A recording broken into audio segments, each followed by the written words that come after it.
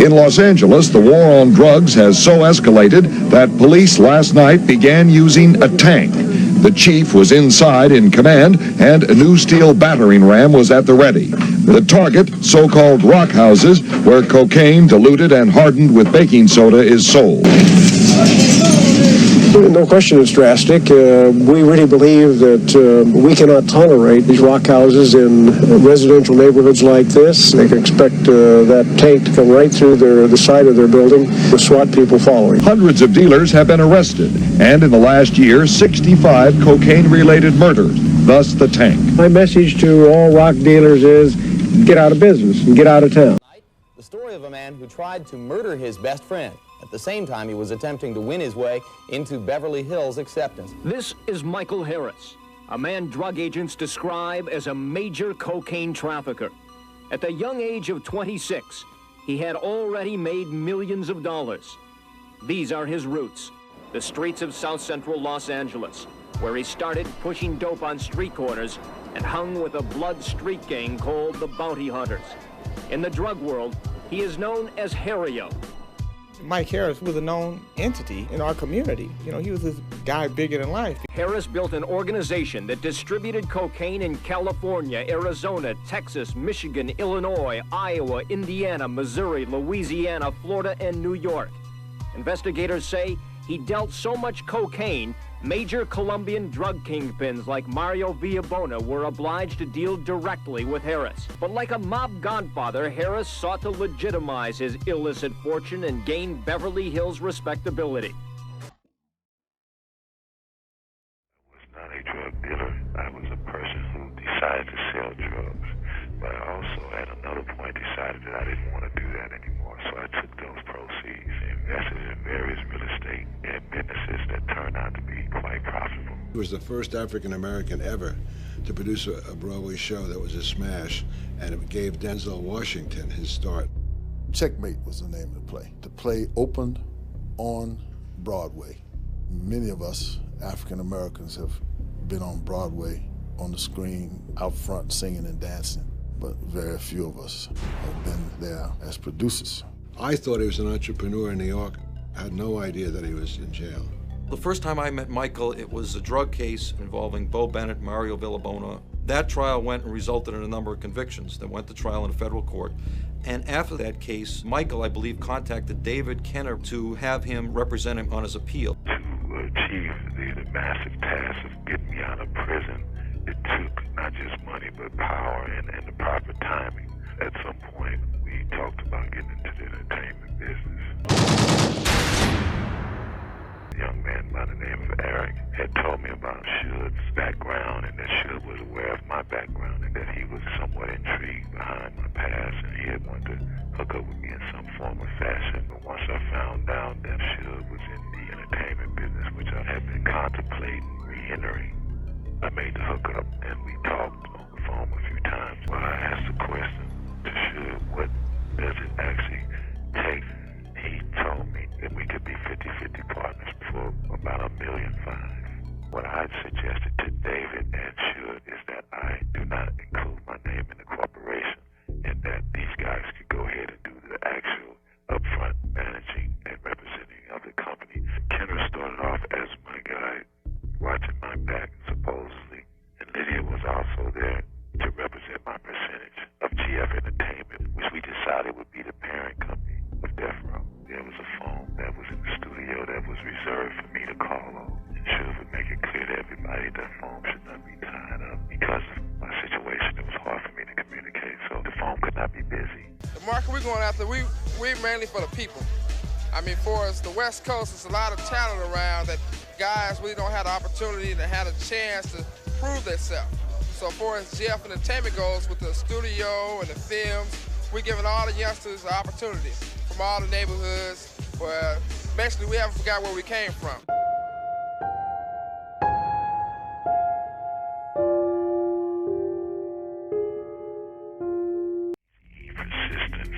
He had been wronged and he had been robbed for his artists, so he chose not to be a part of the lawsuits. I had no idea that you make money off product from Dr. Dre and Snoop. Now, how did that work out? Basically, I had Dre signed as exclusive producer and exclusive artist. So when Dre tried to make his deal over at Interscope, you know, I was included for the next 6 years. So you can say all you want to say. Basically, you could diss me all you want, but I'm going to get paid. Because that's why I say Dre Day's only Easy's payday. And that's real. Easy was not the type of guy that would take a beating and not respond in some way. That I can assure you. Easy was small in stature, but a lot in guts. Suge told Easy, if you don't sign these papers, we're going to beat you to a pulp. You know, it was extortion. Ruthless filed a lawsuit to rescind the releases and to get damages for the loss of Dre's recording service. Originally, I told him that he should never put himself on front of magazines. Always stay in the cut, always stay in the background. That's how you have more power. But as the social thing started to grow and people started to recognize him as being the guy, he lost or forgot that teaching. My life and people like myself in the early 80s created the atmosphere for gangster rap to have a life. The essence of the whole genre is the fact that it is our CNN, it is our 60 Minutes, it's our Dayline. Most artists try to be as factual as possible in depicting the actual experiences of our community. They were attracted to the rebelliousness. They could listen to the music and experience what we were going through without having to go through it themselves. No gangster rap! Lyrics that promote rape, murder, racism, drug abuse, and violence. Die. Die. Die, pig, die. Time Warner's music division promotes music that celebrates the rape, torture, and murder of women. Doggy style. Do it from the back. She was used as a tool because she was a black woman to make a statement and come out and say this is wrong. She was trying to solidify a position with Warner Brothers by changing the nature of gangster rap and making it more like pop rap or children's rap, which is somewhat impossible. Interscope would have not been able to deal with the death row problems if it wasn't for Kenner. Kenner was the mediator. He would go to them and tell Jimmy how much money he needs to fix the situation and let him handle it his way. The business became more dominant and the legal situation got put on the back burner. Once Suge got a taste of the spotlight, he wanted it and he wanted it by himself. If Suge didn't want to be my partner, I didn't have a problem with that.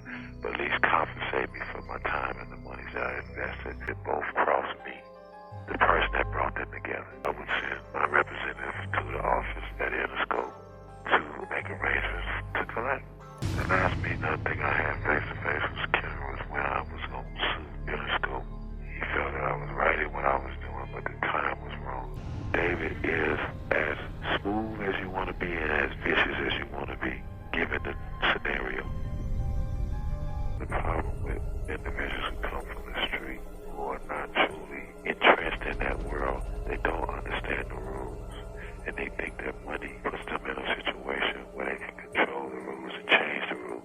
I don't think that was a good idea. When Suge started to participate in the gang activity, I was very adamant with him about that, and I told him that would be his demise. He took a lot of joy in it. It was funny to him.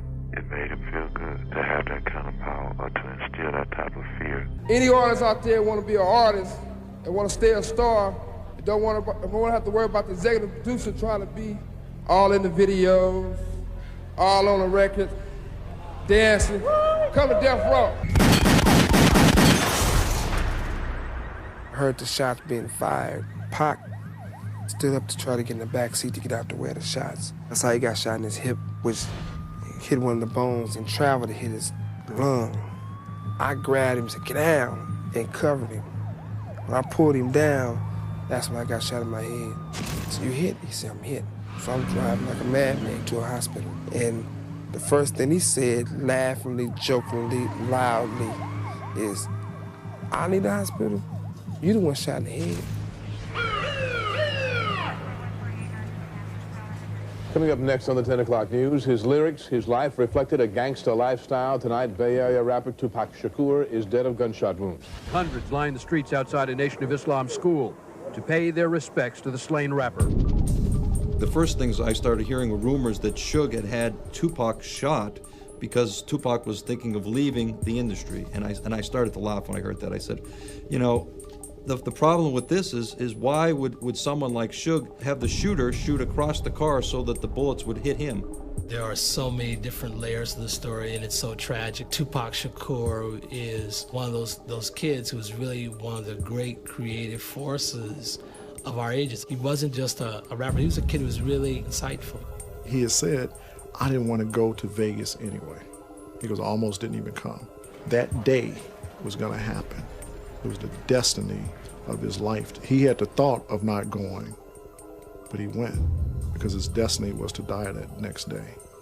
Coming up, will the founder of one of rap music's most successful record labels be doing time for a probation violation? Last year, he pled no contest to 2 counts of assault, stemming from a 1992 attack on 2 aspiring rappers in a Hollywood recording studio. This is a man who has 8 different convictions. And Your Honor, I ask you, how many bites at the probation apple does this defendant get? I think it is very clear that Mr. Knight delivers a kick with his right foot. That man made a choice to ignore his conscience, and it's only him that can reconcile that. He was an active participant in this assault, and I do find a violation of probation. I also keep in mind, I think the way he left the scene evidenced a consciousness of guilt. I think he had been involved in an assault, and the way he left the scene causes me to believe that he knew exactly what it was he was doing, what he had been involved in. Your prior record indicates one of violence. You are a danger to the community. Your prior performance on probation was not satisfactory. You committed other crimes while you were on probation.